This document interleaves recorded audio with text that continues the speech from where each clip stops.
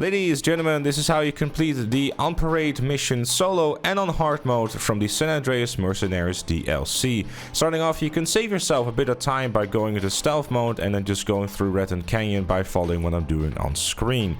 It is important to note to give you a quick overview of the VTOL and the stealth mode controls in case you forgot or you don't simply not know which ones they are.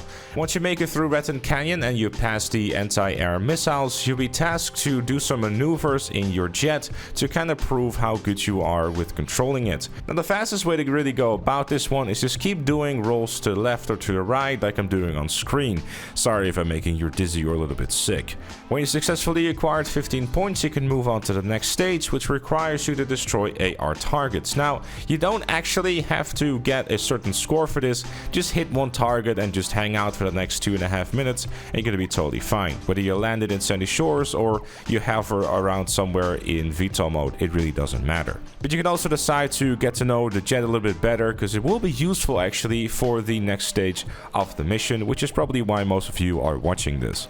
Now the next stage of the mission is probably where stuff gets a little bit more annoying. I would argue that the helicopters are probably the biggest threats and the most annoying to deal with based on how small they are and how difficult it can be to lock on and hit missiles with them. So what you want to do is be in VTOL mode and then use your lock-on missiles while being behind the helicopters. If they move towards you, the missiles will have a difficult time hitting them. If you ever use the buzzer, that's basically how you want to use the missiles of the jet here. If you're too close, like in the gameplay right now, the missiles will just simply miss the helicopter, so you want to create some extra distance or maybe even go as far as using the explosive MG if you're comfortable with that.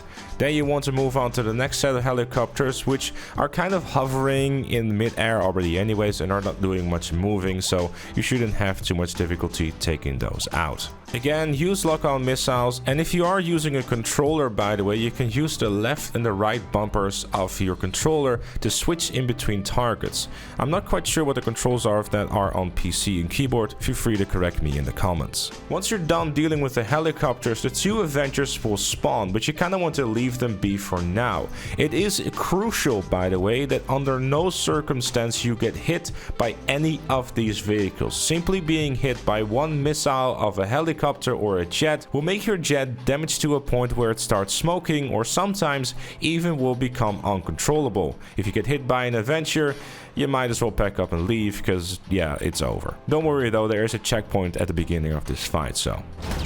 Once it's time to start dealing with the jets, you are pretty much gonna be kind of home free. What you want to do is you want to make sure to be behind the jets, and you can use your lock-on missiles if you wish to do so. Just make sure to be behind the jet as you're firing the missile, because that way there's not really much of a chance of the missile missing at all.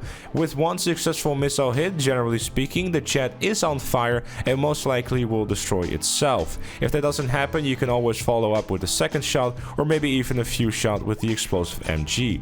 If you are someone who is semi-confident enough with the explosive MG, 1 or 2 shots with the explosive MG will generally set the jets on fire, making them crash by themselves and you not having to worry about them any longer. Just rinse and repeat of being behind the jets and taking them out one by one until there's nothing left, and the only things that are left are the 2 Avengers. Now this is the part where if you were to try to take them out with the normal way of just damaging them with either your missiles or your explosive MGs, you're gonna be here for a while. You have to get close to them, and again, getting too close to them will most likely get you blown up with just one singular missile. So of course, we're going to not fire any rockets or any explosive MG ammo whatsoever, and just simply take a little bit of a cruise to the city. If you do so, the Avengers will start following you, but if you kind of just wait around the downtown sections where I am right now and just have a look at your map, you'll eventually see the Avengers disappearing from your map because they destroyed themselves.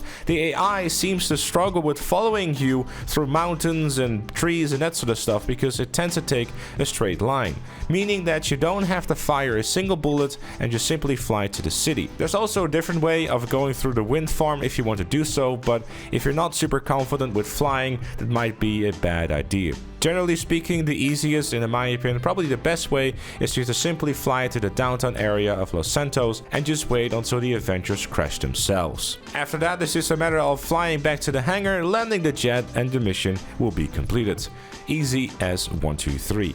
If you found the video helpful or enjoyed it, make sure to leave it a like, subscribe for more, and become a member like Chloe, GTA Plus, Left Lane Looney, and OnlyFans made me do it. Thank you again for watching, and I'll see you all later.